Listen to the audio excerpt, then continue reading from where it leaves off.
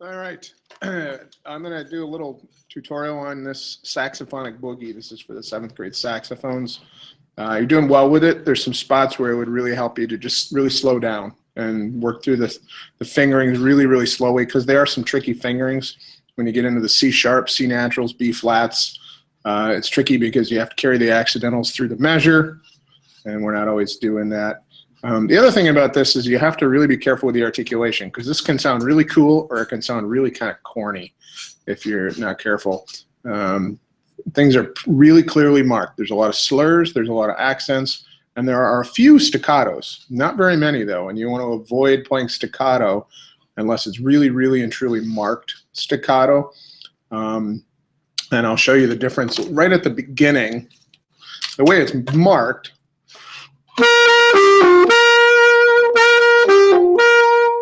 so that's really legato with some slurs and a couple accents, but it can tend to sound this way, and then it just sounds kind of really corny and hokey. So keep everything really legato. Use a do tongue, do do do.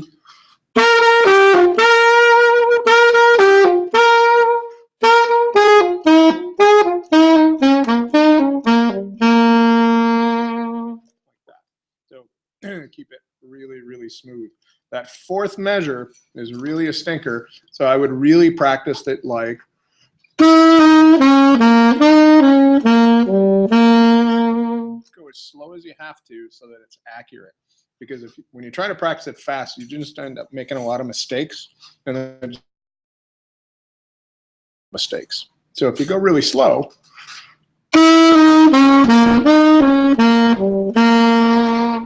so you have that fingering pattern down. Nice thing about that is it'll take you a little bit, but that measure shows up in a few other places. So once you got it, and it's just there. But go really, really slow. Like I said today, some parts of this you're playing really, really well, and then there's some hard measures where you're kind of just fumbling it up. So take those little spots and slow them way down. So that's the intro. Let's look at 7 where you have the tune. Again here, there's only in that whole melodic line from 7 to 15, there's 1, 2, 3, 4 notes that are staccato. Everything else should be not staccato.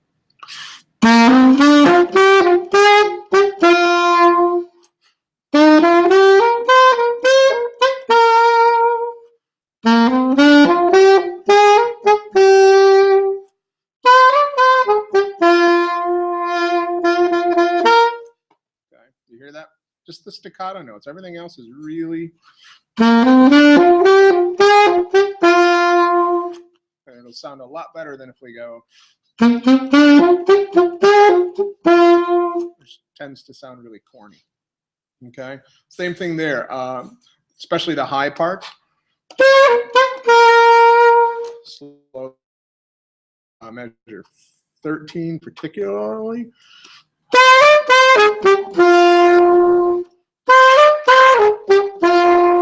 A little skip that happens between A and F kind of catches a lot of you. You want to stick a G in there. There's no G there, so just watch that. Okay. Then you have your little responses between 15 and 31. So same thing here. This is measure 19.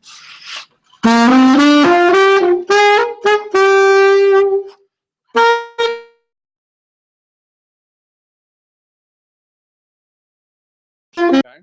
And then at the sign, this is another spot I would go really slow because it's high, and I'm playing the first part.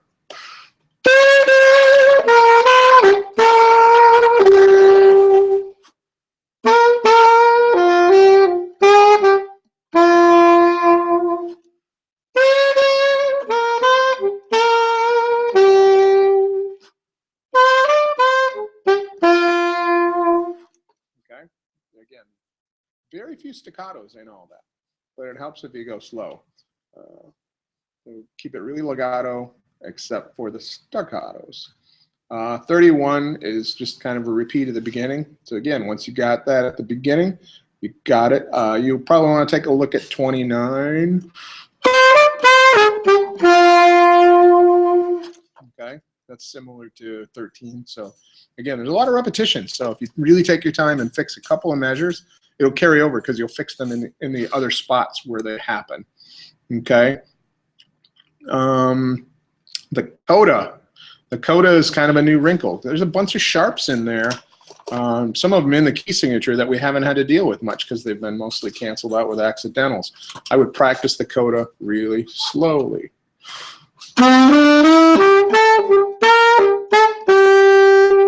Watching the C sharp and the F sharp all the way through that, just C sharp on the second part. Again, really legato, set the staccatos, then the next line.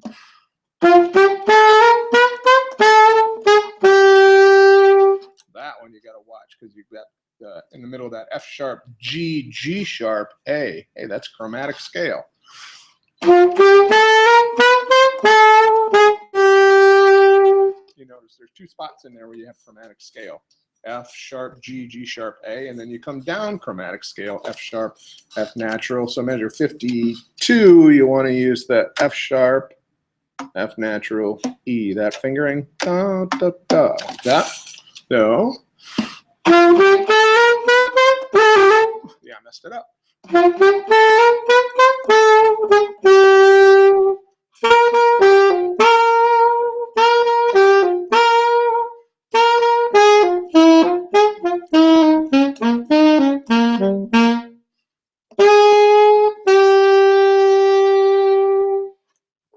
And that's the tune. So key takeaways. Keep everything really legato unless it's staccato. Make sure you're slurring in the correct place. Watch your accidentals. You probably want to mark them. Again, measure 4, that little pattern. G, then C natural still, and B flat still. So the natural and the flat carry through. Beat 3 and is C natural, B flat. Go really, really slowly over that to make sure you have that down. I would recommend recording this. Play through it and record it, and you'll find out which measures are kind of your problem measures. And then you can go back and really slow those measures down and fix them. Play them as slow as you need to play them correctly. And then when you can play them correctly, only then gradually speed it up. And make sure that you play through them several times correctly so that you got it. Again, like the poster behind me says, don't practice it until you get it right. Practice it until you can't get it wrong.